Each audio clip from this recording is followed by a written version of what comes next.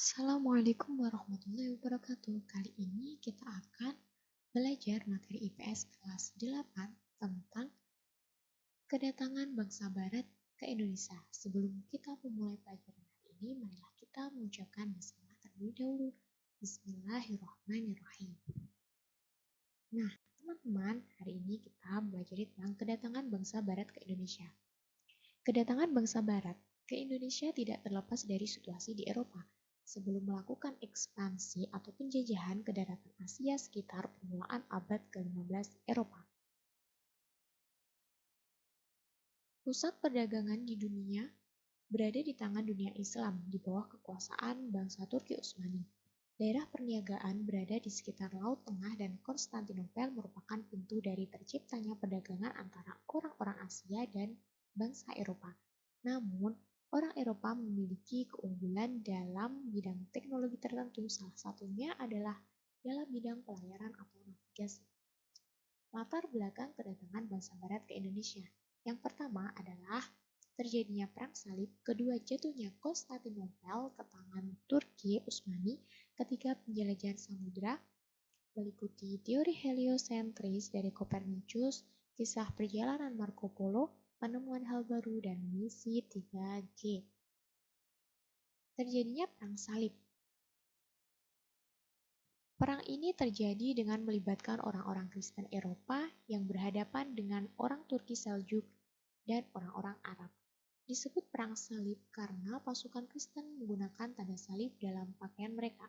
Sementara bagi orang Islam, perang ini disebut dengan Perang Suci. Perang Salib berlangsung kurang lebih 200 tahun yang terbagi dalam 7 periode. Penyebab perang ini salah satunya memperebutkan kota suci Yerusalem. Yerusalem merupakan kota suci yang memiliki 3 tempat suci untuk 3 agama, yakni Islam, Nasrani, dan Yahudi. Pahlawan Islam yang terkenal dalam peperangan ini adalah Salahuddin Al-Ayyubi yang berhasil merebut kembali kota Yerusalem yang telah dikuasai kerajaan Kristen selama hampir 100 tahun. Salahuddin mengalahkan pasukan salib dalam perang Hittin. Selanjutnya, Raja Inggris Richard the Lionheart menghimpun kekuatan raja-raja Eropa untuk mengambil kembali kota Yerusalem. Namun, mereka gagal dan pulang ke Eropa dengan membawa kekalahan. Perang salib yang terjadi secara berkelanjutan dan terjadi selama ratusan tahun mengakibatkan beberapa dampak yang merugikan orang Eropa maupun orang Arab.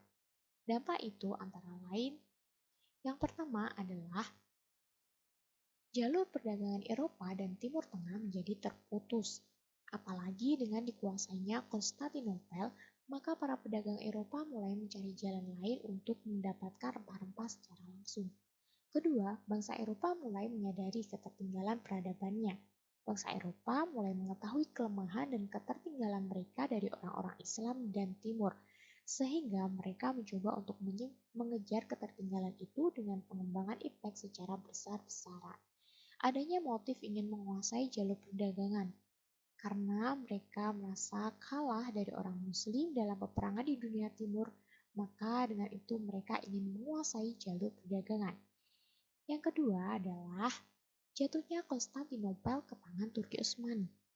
Konstantinopel merupakan kota terbesar di Eropa.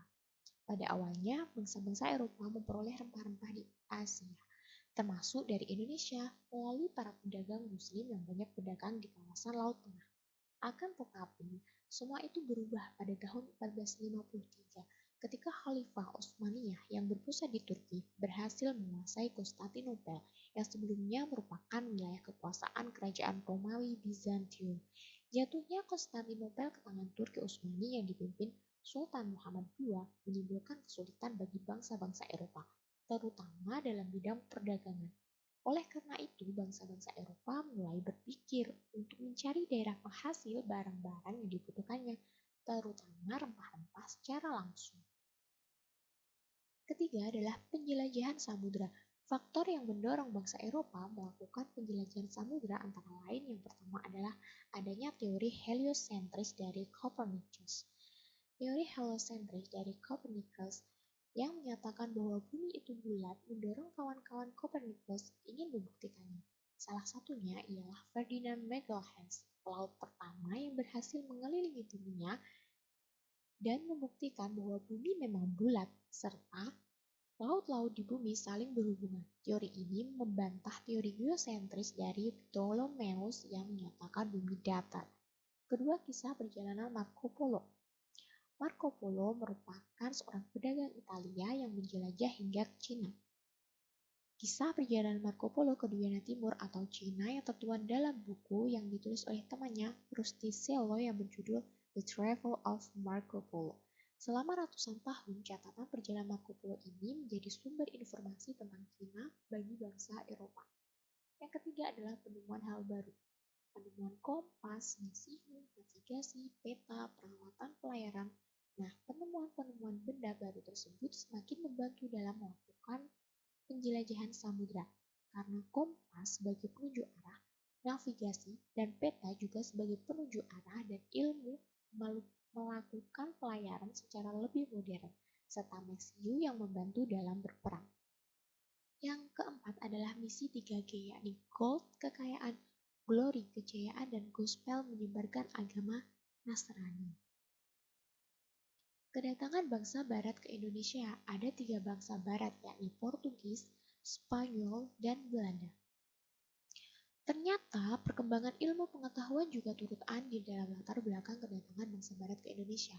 Kemajuan teknologi ditunjukkan dengan penemuan kompas, navigasi, mesiu, dan peralatan pelayaran. Hal itu terbukti dengan penemuan benua Amerika oleh Columbus. Sementara itu, bangsa Portugis juga berhasil menemukan teknologi kapal dan layar yang mengagumkan. Mereka telah menciptakan kapal yang memiliki kecepatan tinggi dalam mengarungi samudra yang dilengkapi dengan meriam sebagai senjata utama mereka. Pada masa imperialisme kuno, Portugis dan Spanyol merupakan dua kerajaan Katolik yang mempunyai kekuatan armada laut, teknologi navigasi, dan perkapalan yang maju dibanding negara-negara lainnya. Oleh karena itu tidak heran jika kedua negara tersebut yang mengawali proses penjelajahan samudra.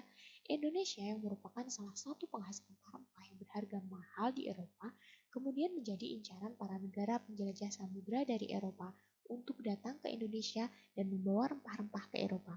Beberapa negara yang melakukan pelayaran ke Indonesia adalah sebagai berikut. Yang pertama adalah Portugis. Bangsa Portugis telah berhasil mencapai India pada tahun 1498. Bangsa Portugis berhasil mendirikan kantor dagangnya di Goa pada tahun 1509. Pada tahun 1511, di bawah pimpinan Alfonso de Albuquerque, Portugis berhasil menguasai Malaka. Dari Malaka, di bawah pimpinan Alfonso, tahun 1512, Portugis telah sampai di Maluku dan diterima baik oleh Sultan Ternate yang pada waktu itu sedang bermusuhan dengan Tidore. Portugis berhasil mendirikan benteng dan mendapatkan hak monopoli perdagangan rempah-rempah. Selain mengadakan monopoli perdagangan rempah-rempah di Maluku, Portugis juga aktif menyebarkan agama Kristen Katolik dengan tokohnya yang terkenal ialah Franciscus Xaverius. Portugis ini tidak hanya memusatkan kegiatannya di Indonesia bagian timur, tetapi juga ke Indonesia bagian barat atau Pajajaran. Kedatangan bangsa Portugis ke Selat Malaka membuat marah penguasa Demak karena mengganggu rute pelayaran pedagang dari Demak. Pada masa pemerintahan Adipati Ungus, Demak menyerang Portugis di Malaka, namun gagal. Pada tahun 1522, Portugis datang ke Pajajaran di bawah pimpinan Hendrik Lem dan disambut baik oleh Pajajaran dengan maksud agar Portugis mau membantu dalam menghadapi ekspansi Demak. Pajajaran dan Portugis kemudian membuat perjanjian yang disebut dengan Perjanjian Sunda Kelapa. Isinya ada 3. Yang pertama, Portugis diizinkan mendirikan benteng di Sunda Kelapa. Yang kedua, Pajajaran akan menerima barang-barang yang dibutuhkan dari Portugis termasuk senjata.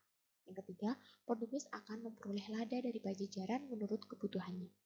Pada tahun 1527, Portugis datang ke Pajajaran untuk membantu melawan Demak.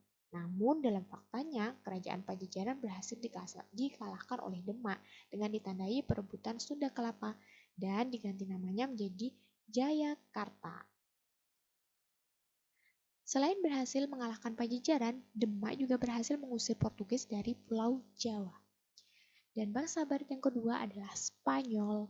Kedatangan bangsa Portugis sampai di Indonesia segera diikuti oleh bangsa Spanyol. Ekspedisi bangsa Spanyol di bawah pimpinan Magalhaens pada tanggal 7 April 1521 telah sampai di Pulau Cebu. Ini adalah kepulauan Filipina. Rombongan Magalhaens diterima baik oleh Raja Cebu, sebab pada waktu itu Cebu sedang bermusuhan dengan Matstan. Persekutuan dengan Cebu ini harus dibayar mahal ternyata oleh Spanyol, hingga akhirnya Magalhaens terbunuh. Ekspedisi bangsa Spanyol kemudian dilanjutkan dipimpin oleh Sebastian del Cano melanjutkan usahanya untuk menemukan daerah asal rempah-rempah. Dengan melewati kepulauan Cagayan dan Mindanao, akhirnya sampai di Maluku tahun 1521. Kedatangan bangsa Spanyol ini diterima baik oleh Sultan Tidore yang saat itu sedang bermusuhan dengan Portugis. Sebaliknya, kedatangan Spanyol di Maluku bagi Portugis merupakan pelanggaran atas hak monopoli. Oleh karena itu, timbullah persaingan antara Portugis dan Spanyol. Sebelum terjadi perang besar, akhirnya diadakan perjanjian Saragossa pada tanggal 22 April 1529 yang isinya Spanyol harus meninggalkan Maluku dan memusatkan kegiatannya di Filipina. Yang kedua, Portugis tetap melakukan kegiatannya di Maluku. Bangsa yang ketiga adalah bangsa Belanda. Sebelum datang ke Indonesia, para pedagang Belanda membeli rempah-rempah di Lisabon atau ibu kota Portugis. Pada waktu itu, Belanda masih berada di bawah penjajahan Spanyol.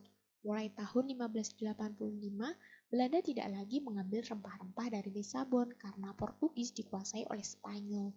Dengan putusnya hubungan perdagangan rempah-rempah antara Belanda dan Spanyol, mendorong bangsa Belanda untuk mengadakan penjelajahan samudra.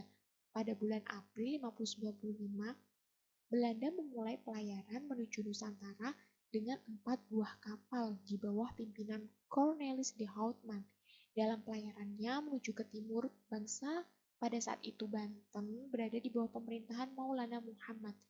Kedatangan rombongan Cornelis de Houtman pada mulanya diterima baik oleh masyarakat Banten dan juga diizinkan untuk berdagang di Banten. Namun, karena sikap yang kurang baik, sehingga orang Belanda kemudian diusir dari Banten. Selanjutnya, orang-orang Belanda meneruskan perjalanan ke timur, akhirnya sampai di Bali. Sikap Belanda yang arogan, licik, dan melakukan praktek monopoli tidak disukai oleh orang Banten. Rombongan kedua akhirnya datang dari Belanda, di bawah pimpinan Jacob van Eyck dan Van Werwijk. Dengan 8 buah kapalnya tiba di Banten pada bulan November 1598. Pada saat itu, hubungan Banten dengan Portugis sedang memburuk, sehingga kedatangan bangsa Belanda diterima dengan baik. Sikap Belanda sendiri juga sangat hati-hati dan pandai mengambil hati para penguasa Banten, sehingga 3 buah kapal mereka penuh dengan muatan rempah-rempah atau lada dan dikirim ke negeri Belanda, sedangkan 5 buah kapal yang lain menuju ke Maluku. Keberhasilan rombongan Van Eyck dalam perdagangan rempah-rempah mendorong orang-orang Belanda untuk datang ke Indonesia. Akibatnya terjadi persaingan di antara pedagang-pedagang Belanda sendiri. Setiap kongsi bersaing secara ketat. Di samping itu, mereka juga harus menghadapi persaingan dengan Portugis, Spanyol, dan Inggris. Melihat gelagat yang demikian, Alden Barneveld menyarankan untuk terbentuknya perserikatan dagang yang mengurusi perdagangan di India Timur. Pada tanggal 20 Maret 1602, secara resmi terbentuklah VOC Finnish East Indies Company atau Perserikatan Dagang Hindia Timur. VOC membuka kantor dagangnya pertama di Banten tahun 1602 dikepalai oleh Francois Richard. Tujuannya yakni menghindari persaingan yang tidak sehat antara sesama pedagang Belanda. Yang kedua, memperkuat posisi Belanda dalam menghadapi persaingan baik dengan sesama bangsa Eropa maupun bangsa-bangsa Asia. Dan yang ketiga adalah mendapatkan keuntungan yang sebanyak-banyaknya. Demikianlah tadi tentang kedatangan bangsa Barat di Indonesia. Nanti selanjutnya kita akan belajar lagi tentang kondisi masyarakat Indonesia pada waktu masa penjajahan dulu. Nah, untuk materi kali ini sampai di sini dulu. Ada suatu pepatah mengatakan, tuntutlah ilmu hingga ke negeri Cina. Jadi kita kalau menuntut ilmu itu jangan tanggung-tanggung, jauh sekali nggak apa-apa. Yang penting tujuannya adalah baik. Dan ilmu itu didapat niatnya adalah untuk diamalkan. Ilmu tidak akan berkurang meski engkau bagi-bagikan. Untuk hal-hal yang baik tentunya maka berbagilah maka kamu akan berbahagia. Mari kita tutup pembelajaran kali ini dengan ucapan hamdalah. Alhamdulillahirabbil alamin. Sekian, wassalamualaikum warahmatullahi wabarakatuh. Selamat belajar, jangan lupa selalu mematuhi protokol kesehatan 5M.